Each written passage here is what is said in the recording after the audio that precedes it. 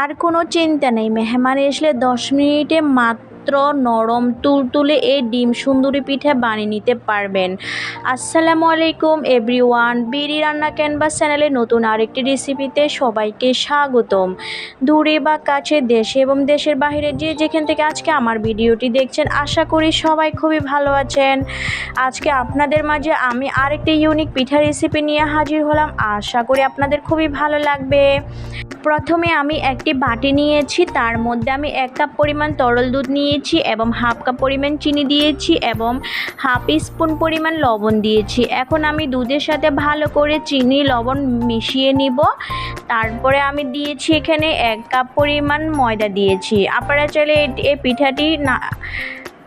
চাইলে এই নাস্তাটি আটা দিয়েও তৈরি করতে পারেন। তারপরে আমি দুধের সাথে এবং ভালো করে মিক্স করে নিচ্ছি। এখন আমি সামান্য পরিমাণে একটু পানি দিয়ে দিচ্ছি, কারণ এই নাস্তার ব্যাটারটা হবে অনেকটা পাতলা, বেশি ঘন হবে না, একেবারে পাতলা হবে, যেমনটা আমরা পাটিসাপটা পিঠা বানাই তদ্রূপ ওই রকম।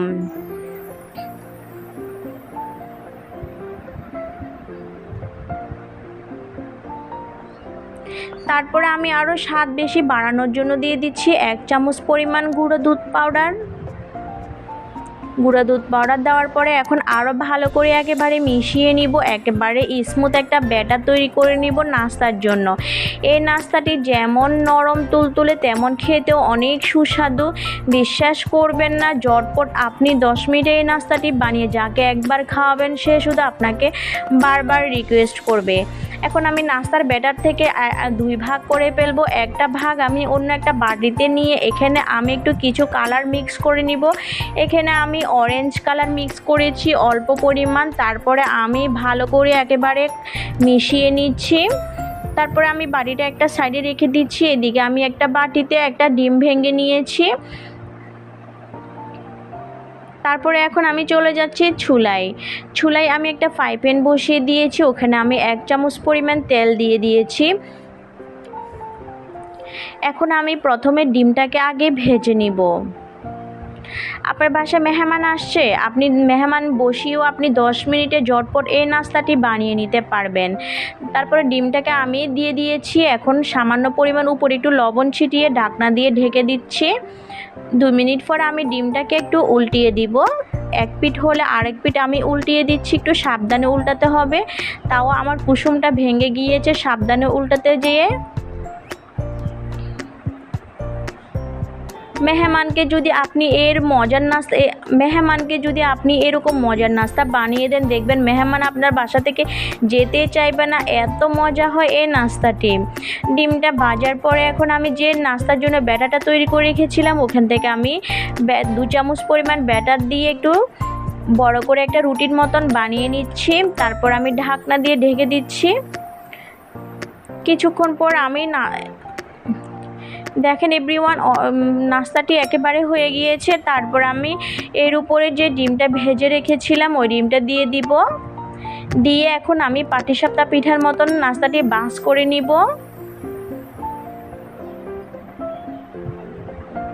নাস্তাগুলো দেখতে যেমন সুন্দর লাগে তেমন খেতেও অনেক লোভনীয় লাগে। ছোট বলেন বড় বলেন, এই নাস্তাটি যাকে একবার খাওয়াবেন দেখবেন সে আপনাকে বারবার রিকোয়েস্ট করবে আবার বানিয়ে খাওয়ার জন্য। তারপরে আমি যে কালারিং ব্যাটারটা তৈরি করে রেখেছিলাম, ওখান থেকে আমি এখন 1.5 চামচ পরিমাণ ব্যাটার দিয়ে দিয়েছি। তারপর আমি ঢাকনা দিয়ে ঢেকে দিচ্ছি। 2 সেকেন্ড পর দেখেন নাস্তাটি একেবারে সুন্দরভাবে পারফেক্ট হয়ে গিয়েছে। তারপর উপরের মধ্যে আমি যে প্রথম পাটিসাপটাটা বানিয়ে রেখেছি এখন ওটা উপরে দিয়ে দিব। দিয়ে এখন আমি আবার ভাঁজ করে নিব রোলের মতো করে। দেখেন কত আকর্ষণীয় লোভনীয় লাগতেছে, মাশাআল্লাহ। এখন আমি এটিকে প্লেটে তুলে রাখতেছি, আর একটা পিঠা আমি বানিয়ে নিব। এভাবে করে আমি 3টি লেয়ারে পিঠাটা বানিয়ে নিচ্ছি। তারপরে আমি আবার একটু 1.5 চামচ পরিমাণ ব্যাটার দিয়ে দিচ্ছি।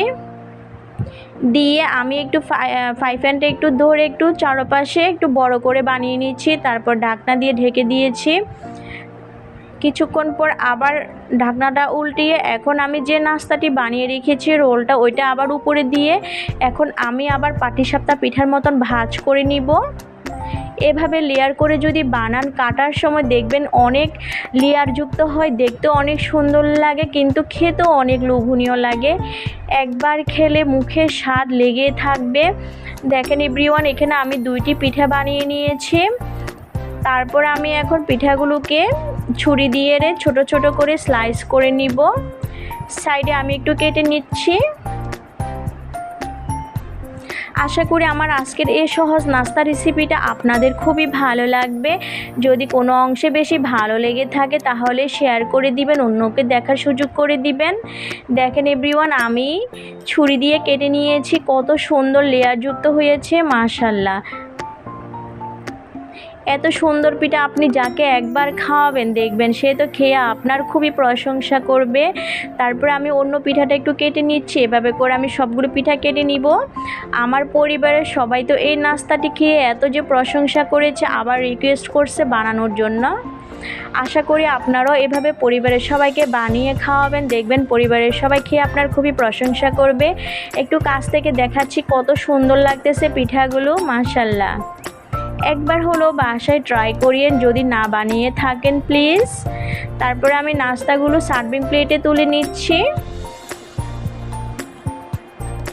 যারা এ পর্যায়ে আমার ভিডিওটি দেখতে আসছেন অথচ লাইক দেননি, প্লিজ ভিডিওতে একটা লাইক দিয়ে দিবেন।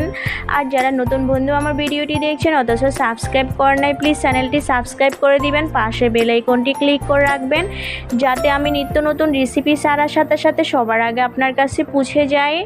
দেখেন এভরিওয়ান, আমি আপনাদেরকে একটু কাছ থেকে ভেঙে দেখাচ্ছি কতটা চমৎকার লোভনীয় লাগছে মাশাআল্লাহ। সবাইকে অসংখ্য ধন্যবাদ জানিয়ে আজকের জন্য আমি এখানে বিদায় নিলাম। সবাই ভালো থাকবেন, সুস্থ থাকবেন, সবাই সবার জন্য দোয়া করবেন। আল্লাহ হাফিজ।